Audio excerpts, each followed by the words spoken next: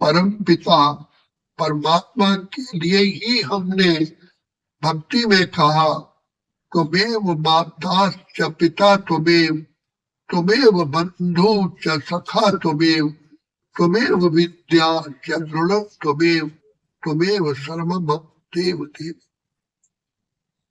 अब बाप शिव पिता परमात्मा हमको पावन बनने के लिए जिस पिता को हमने बार बार बुलाया कि पिता हम पर रहम करके आप यहाँ आओ, हमारी डूबी हुई नैया को पार लगाओ, भव सागर से पार ले जाओ, हमें नैनहीन को राह दिखाओ।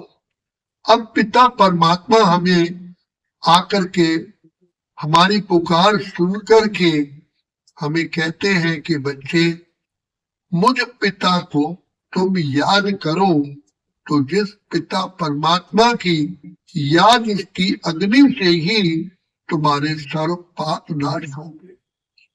तो बच्चे कहते हैं कि बाबा हम याद करते हैं भूल जाते हैं। तो बाबा कहते हैं बच्चे भूलने का कारण क्या है?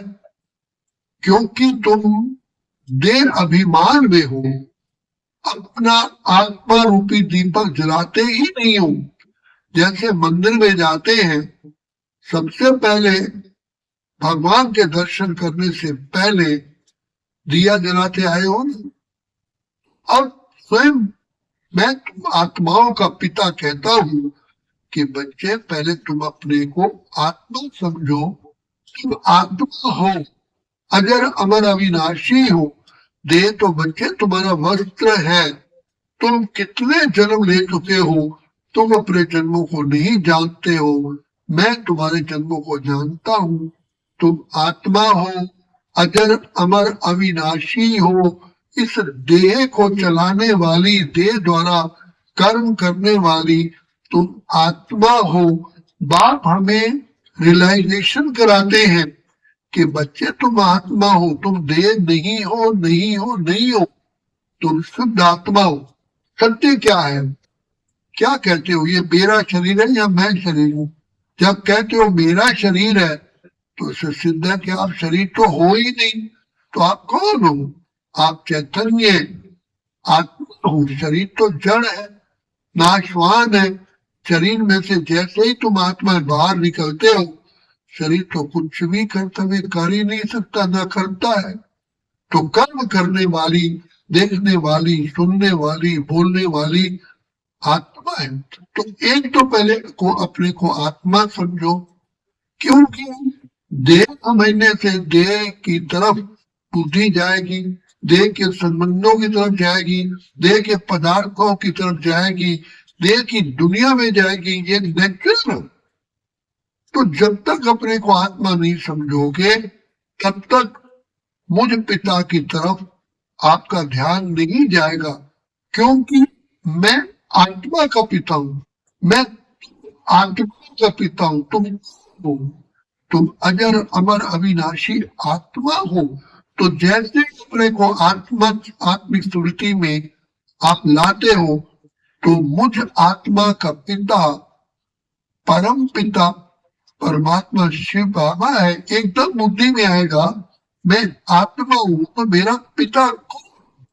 मेरा पिता तो शिव परमात्मा है, जो ज्ञान के सागर, प्रेम, आनंद, शांति, सुख के सागर है, जो सारी सृष्टि के रचयिता है, पतित पावन है, बिगड़ी को बनाने वाले। मैं ऊंचे से ऊंचे, ऊंचे से ऊंचे पिता की संतान हूं। तो जब तक अपने को आत्मा नहीं समझोगे तो पिता परमात्मा, मुझ पिता की याद आ ही नहीं सकती। इसलिए बाप ने हमें आकर के हमारा आत्मा रूपी दीपक जगाया, अर्थात हमें अनुभव कराया, रियलाइजेशन कराई कि तुम देह नहीं हो, देह तो जड़ है, तुम अजर अमर अविनाशी आत्मा चैतन्य हो। तो आत्मा को समझने से ही आत्मा का पिता, आत्मा का निवास स्थान, परम धाम, आत्मा का स्वधर्म, शांति और पवित्रता और आत्मा का जो ओरिजिनल स्वरूप है वो सामने याद आता है कि मैं आत्मा शांत स्वरूप, प्रेम स्वरूप, आनंद स्वरूप, सुख स्वरूप, शक्ति स्वरूप। अब इन गुणों को फिर से धारण करने के लिए मुझे और कुछ भी मेहनत नहीं करनी है, सिर्फ अपने प्यारे प्यारे प्यारे प्यारे अति प्यारे बाप को याद करना, क्योंकि जिसको हम याद करेंगे उसका रंग अवश्य लगता है। तो बाप कहते हैं तुम मेरे से नाता जोड़ते हो, पक्का करते हो, स्मृति स्वरूप बनते हो, वैसे ही तुम्हारे अंदर समर्थी आ जाती है, योग्यता आ जाती है। तो मेरे से नाता जोड़ने का एक ही मात्र तरीका है कि अपने को आत्मा समझो। दूसरा, तन संबंध मेरे से जोड़ो। जैसे एक चाबी को गुम ना हो जाए, उसको की चेन में डालते हैं, चाबी गुम ना हो जाए।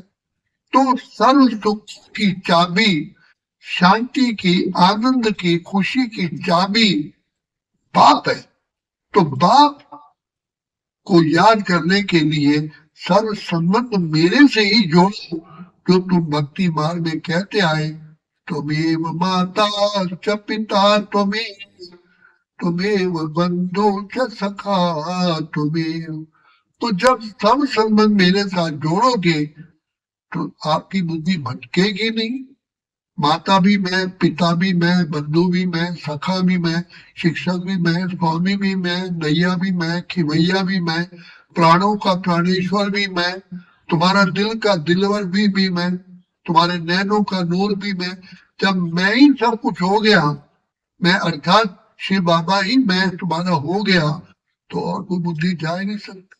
सिर्फ एक यही मंत्र पक्का करो कि मेरा तो शिव बाबा एक, दूसरा ना कोई।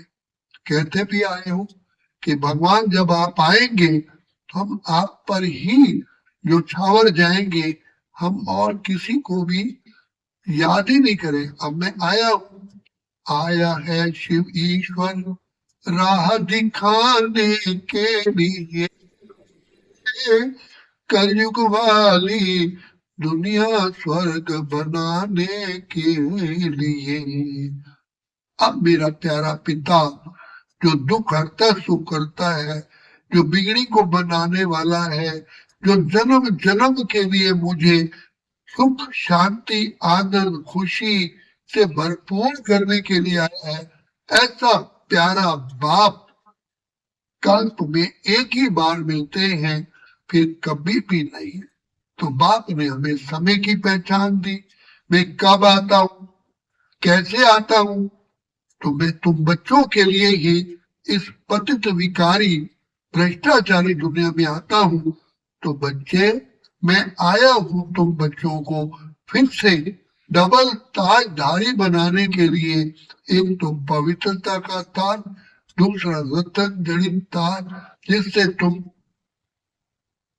कम से कम 3-4 हजार वर्षों के लिए सदा सुख शांति की लहरों में लहराते हो।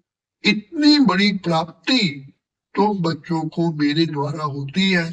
मैं तुम बच्चों को सारी की सारी प्रॉपर्टी दे देता हूँ, विश्व का मालिक बनाता हूँ। मैं विश्व का मालिक नहीं बनता, ये सारा संसार तुम्हारा है। इसलिए बाबा कहते हैं बच्चे, मन मना भाव मध्यासी भाव। अरे बच्चे, मुझे बाप से कितनी ऊंच प्राप्ति होती है, जरा सोचिए। तन का सुख, मन का सुख, धन का सुख, परिवार का सुख, समाज का सुख, प्रकृति का सुख, पशु पक्षियों के सुख, जिन सुखों का नाम ही है स्वर्ग, हेवन, पैराडाइज, बैकुंठ, कृष्णपुरी, राम राज्य, खीर सागर, विष्णुपुरी, ऐसी दुनिया का मैं तुम्हें मालिक बनाने आया हूँ। स्वराज्य अधिकारी बनने से ही तुम विश्व राज्य अधिकारी बनते हो। इसलिए बाप बार बार कहते हैं मीठे बच्चे, पवित्र बनो, योगी बनो, जिससे तुम माया जीत, कर्मेंद्रिय जीत, प्रकृति जीत, विश्व जीत बन जाते हो। ये एक प्राप्ति है, ऑटोमेटिक है, इसमें कोई मेहनत नहीं है। सिर्फ बाप की छत्र छाया में रहो, तो बाप की छत्र छाया में रहना ही खुशियों से, सर्व प्राप्तियों से भरपूर होता है। और ये वो यही समय चल रहा है। जागो जागो, समय पहचानो, ऐसा ना हो फिर पश्चाताप करना पड़े, ऐसा ना हो तूने फिर अब सब कुछ लुटा के होश में आए तो फिर क्या किया। इसलिए समय बड़ा अनमोल है। यही समय है जब एक सेकंड में हम पद्मों की कमाई जमा करते हैं। इसलिए बार बार बार याद दिलाते हैं, तुम इस संगम युग को कल्याणकारी समझो, जहाँ पद्मों की कमाई है। अच्छा, ओम शांति, ओम शांति, ओम शांति।